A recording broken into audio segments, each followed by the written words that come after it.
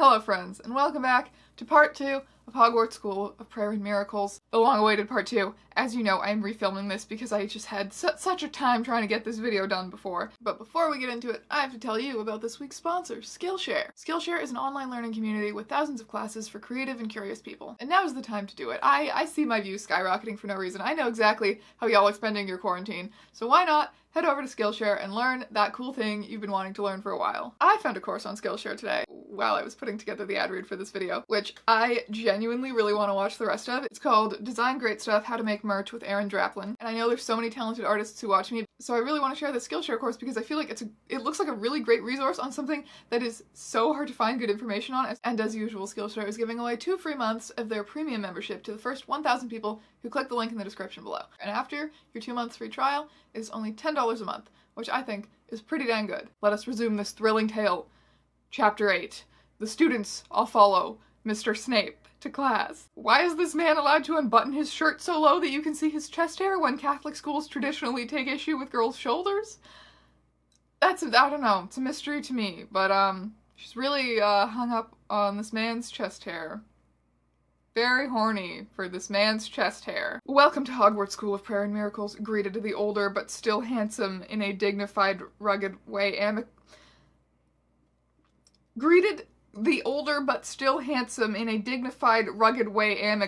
There's something wrong here. Mr. Snape is older but still handsome in a dignified, rugged way. And he said this line amicably? Or did he say it in a rugged, dignified way? I don't know if I'm having a stroke or if this makes sense. Okay. The little ones sat in respectful attention. So you have all chosen Gryffindor hat? Snape queried and raised his eyebrows. Yes, Mr. Snape, chorused all of the students together. Well, Mr. Snape said, and he drew his tall, strapping form up to its full impressive height. I would like to say that your choosing will make you happy or that your lives will be easy, but I will not lie. There are dark forces in the world. They will do not like Christians, and when I say Christians, I mean Gryffindor hats. The Ravenclaw hats these people claim to not like, but they pretend the Ravenclaw hat's extremism applies to all Christians, so the Ravenclaw hats help them.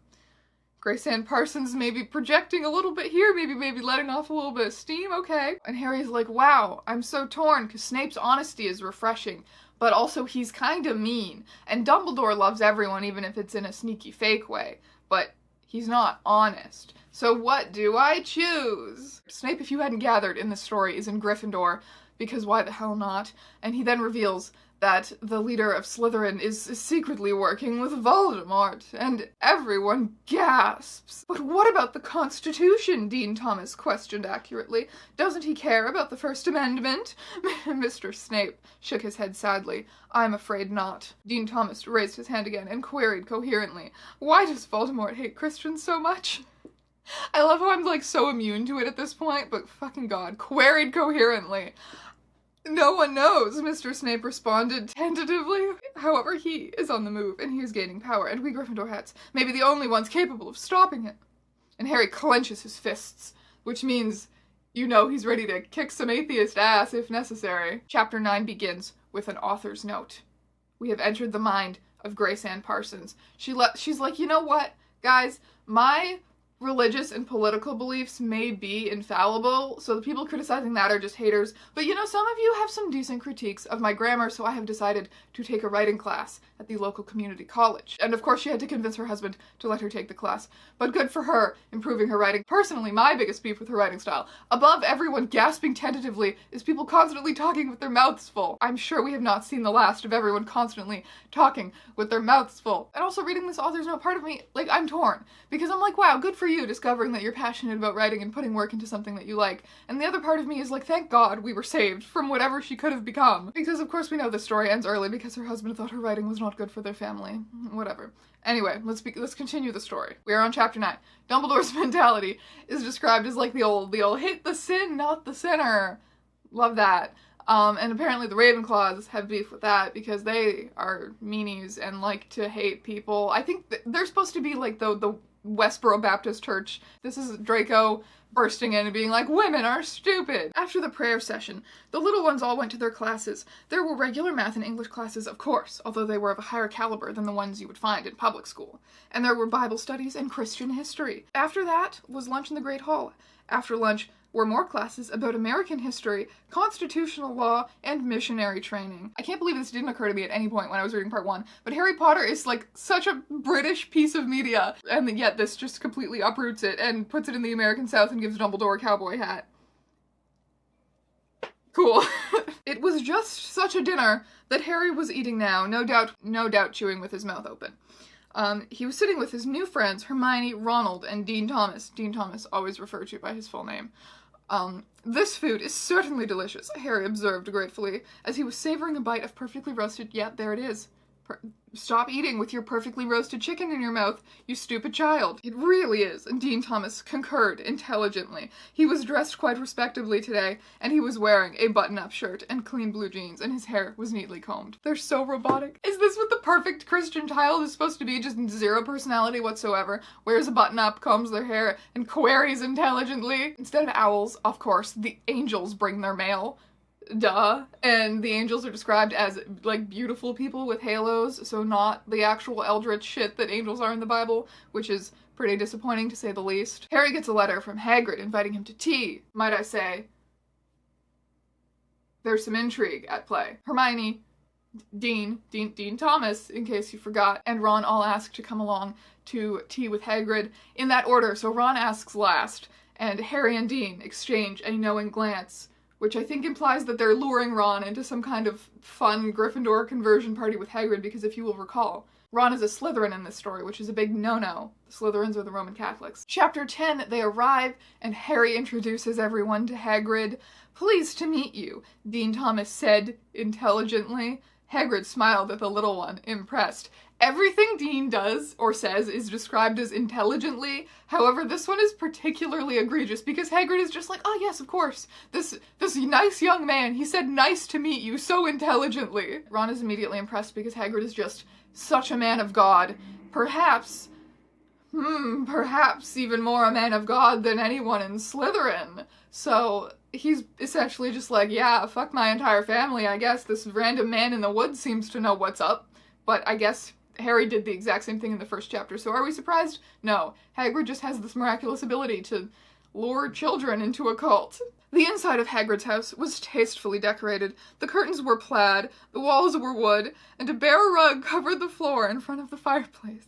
Mounted above the fireplace, in a place of pride for all to see, was a moose's head. The oaken table in the center of the kitchen was set for 5, and the kettle on the stove was starting to sing. This is a nice place you have here, Harry commented. It really is, Dean Thomas said intelligently.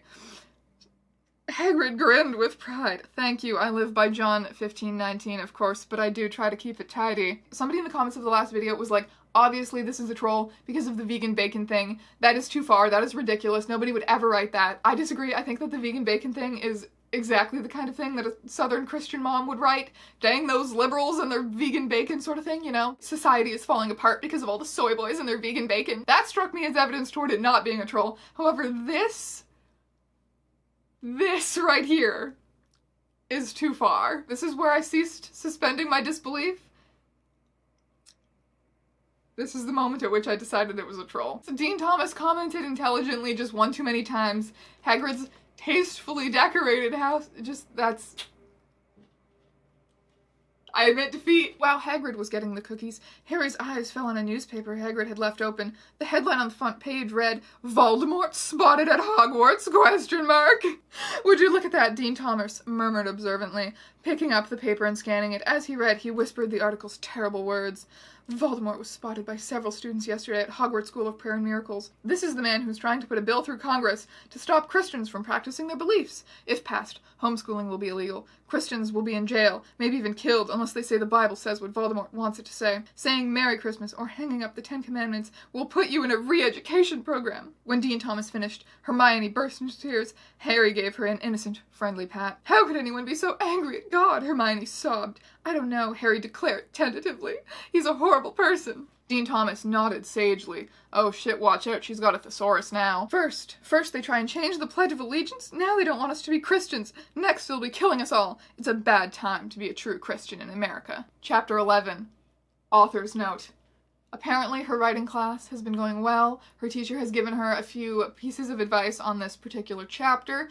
She also takes a moment to address the haters, those pesky haters, who say that she hates Catholics. So I was never raised religious, I just ended up in a Catholic school, so I actually didn't know the difference for a while. Christianity is like the umbrella. Roman Catholicism is like one of the things under the umbrella, which is the one that the school I went to. Yeah. You know what?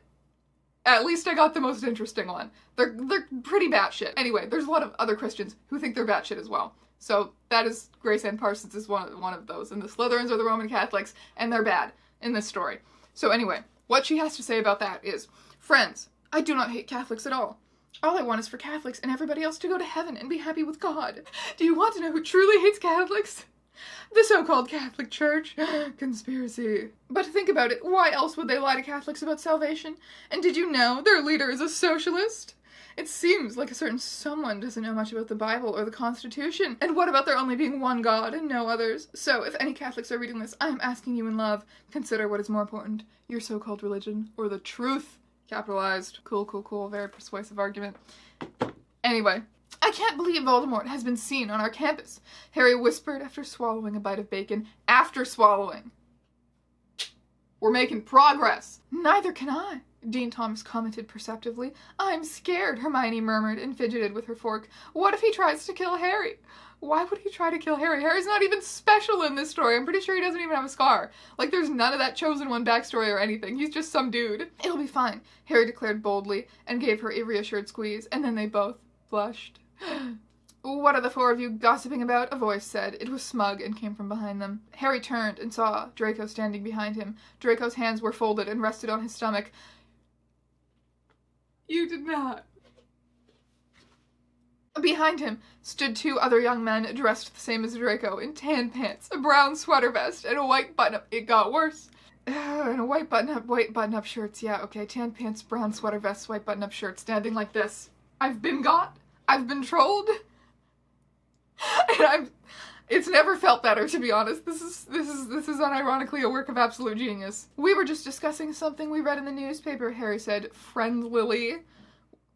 Would you like to join us? Draco chortled pompously. I think not. You may be comfortable dining with women outside your family, but I am not. I know that I'm better than women. Why would I want to talk to one? For an extra spicy version, just picture Draco as Mike Pence. That is a mean thing to say, Harry screamed bravely. And he banged his fists on the table so hard that plates bounced. Mr. Snape looked over in their direction. I'm sorry, I'm not ever gonna be over Mr. Snape. Mr. Snape looked over in their direction, and he saw the commotion that was going on at that moment. He was dressed very dapperly today in a freshly pressed dress suit and practical pants that complemented his long, muscular legs perfectly. Above the top button of his shirt, a hint of the thick carpet underneath was visible. He carried with him a big, heavy King James version of the Bible as he sauntered across the cafeteria. What exactly is going on here? He questioned, folding his arms over his chest. Some of the comments on the last video also, I don't think this particular description of him is accurate, but there was one scene where he was wearing like all black and like a red tie, and all the comments were like, Gerard Way. So, extra spicy version, Draco is Mike Pence, and Mr. Snape is Gerard Way. What exactly is going on here? He questioned, folding his arms over his chest. That's my best Snape voice, but also that's how I voice all of them, because I don't have that many voices. Nothing, Draco muttered in an embarrassed voice of one who knows he has done wrong, but Harry boldly and honestly retorted, Draco was being a bully to the ladies. With a gasp, Greg covered his mouth with a delicate long finger. Who is Greg? Onision! Detention, Draco. We as Christians must be respectful of women and treat them with the gentleness they deserve as our mothers and sisters and daughters. Okay, obligatory ew. But who... Okay, that dialogue was clearly meant for Mr. Snape, but she called him Greg? So you're telling me this Gerard Way-looking sexy cowboy man is named Greg Snape? You are telling me that. You are giving me that information.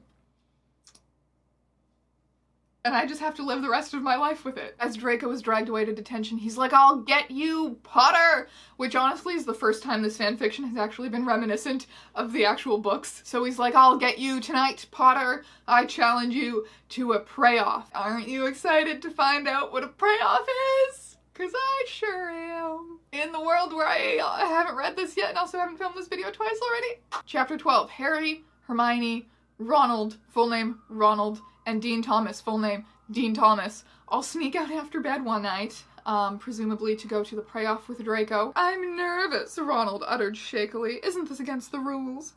Harry, Dean Thomas, and Hermione exchanged a knowing look. It wasn't Ronald's fault.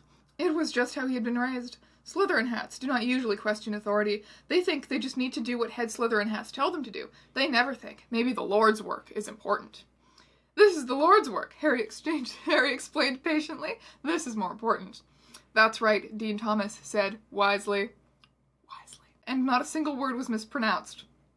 Not a single word of "that's" and "right" were mispronounced. Somebody give this child an English degree. He was dressed quite respectably for the occasion. His face was scrubbed quite cleanly. Any mommy would be proud to have him for her son. I get why that's impressive considering everyone else presumably has bacon stuck all over their faces from talking with their mouths open constantly. Ron's mind is yet again blown, and he is even closer to reaching salvation with the Lord. But just then, Draco jumps out from behind a tree, and he wastes absolutely no time getting into this pray-off. He just straight up asks God to prove that women are stupid by smiting Harry for being wrong. But Harry's not afraid, because he is a true man of the Lord. Draco grinned viciously as he looked at the sky for a lightning bolt, but none came. His eyes widened and his jaw dropped. He began to cry. Now it was Harry's turn to pray. He raised his hands far higher than Draco's had been, and screamed in a voice far louder than Draco's had been. "Dear Lord, if you agree with me that women are just as good as men, but different, please." For a second he thought about asking for Draco to be struck down, but then he was overcome with mercy. "Make him a Gryffindor hat." In that moment, the hat on Draco's head changed into a red and yellow one with a lion on it, and tears rolling down his face were not sad tears, but happy tears. The crowd of onlookers burst into applause, but Harry did not notice all the cheering students and teachers. He was bathing in the love of the Lord. Chapter 13.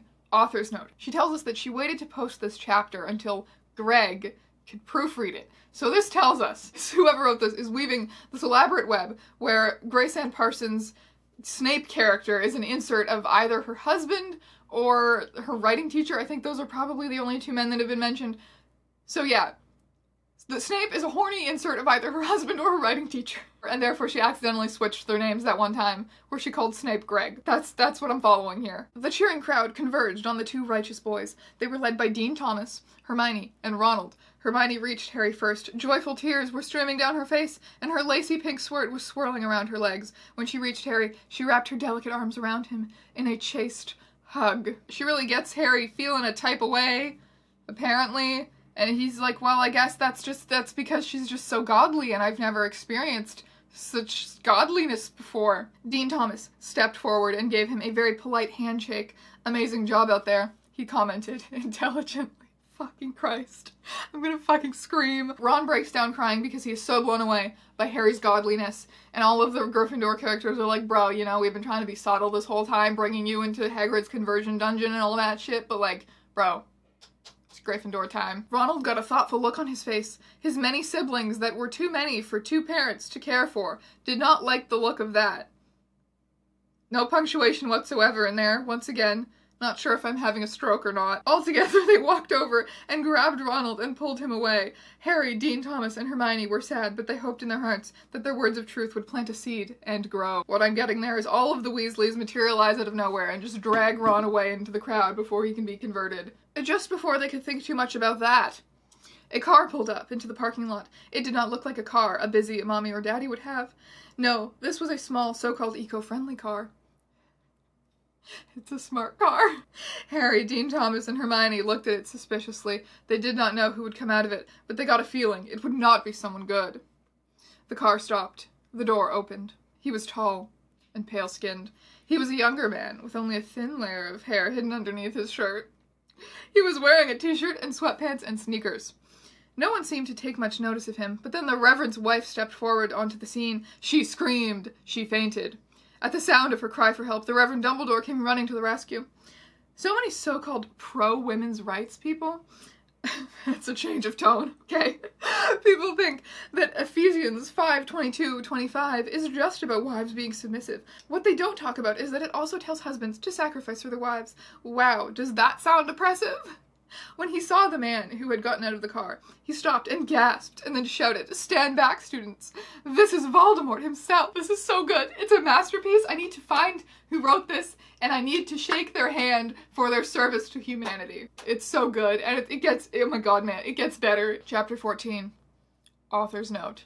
Grace Ann Parson tells us about her husband's tragic decision that writing is bad for their family, and therefore the story must come to an end. She's going to try her best to rush a conclusion and tie up all the loose ends, which, honestly, this doesn't feel rushed at all. This fits perfectly with the ridiculous pacing that the rest of the story has had. Anyway, let's see how many chaste hugs she can fit in before the grand finale. Harry looked at the depraved man walking towards them, and he thought of all the lies that he must have been told by evolutionists and feminists all his life, and he thought of the empty, meaningless depravedness. Depravedness? I'm unsure.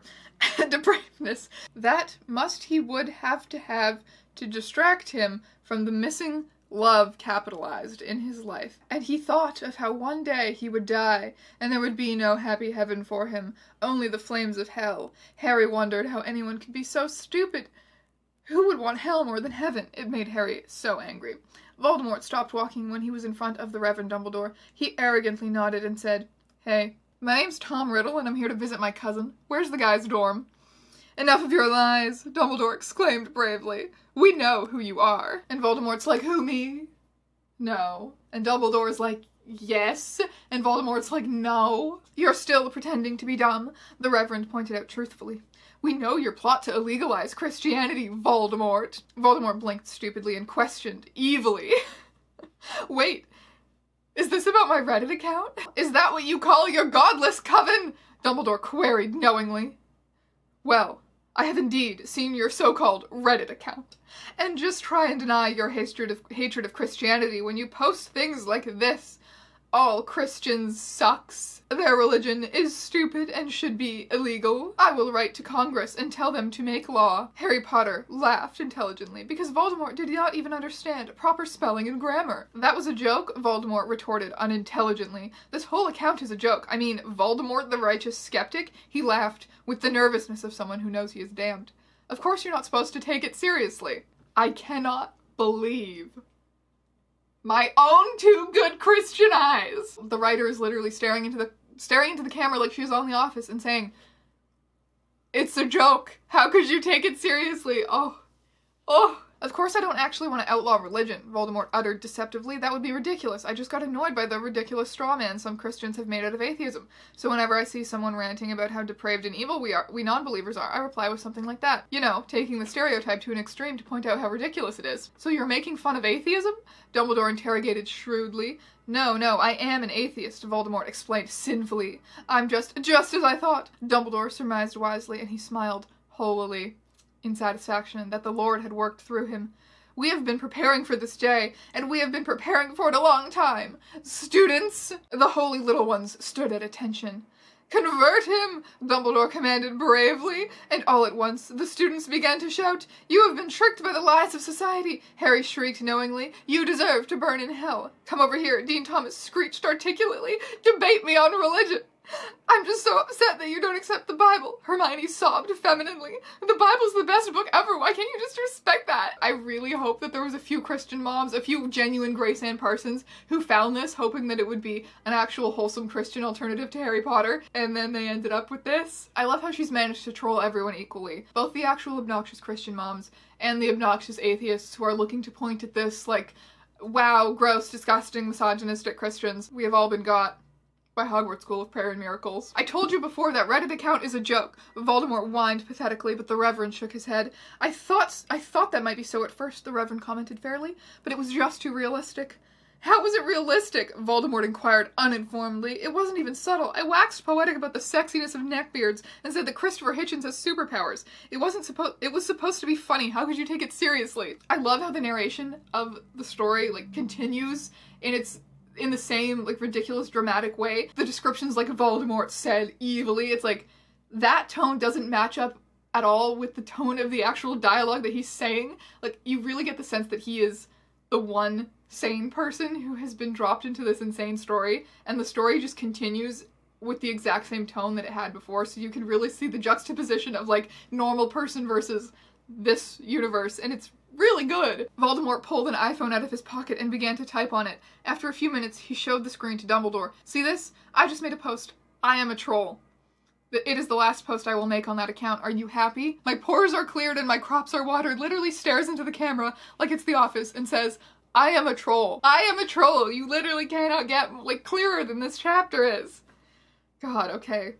But also I'm kind of glad there's no confirmation out there so people can still kind of go into it unknowing like I did and have this whole entire spiritual journey of reading this. This has been really fun, actually. It's been really fun. Dumbledore virtuously ignored the heretic, and he turned to the little ones standing behind his protection. Students of Hogwarts, this fool will not listen to reason. Let's save this heathen soul. And the little ones got down on their knees, and they raised their hands to the sky, and they screamed to the heavens in the voices of those who knew they were doing great work.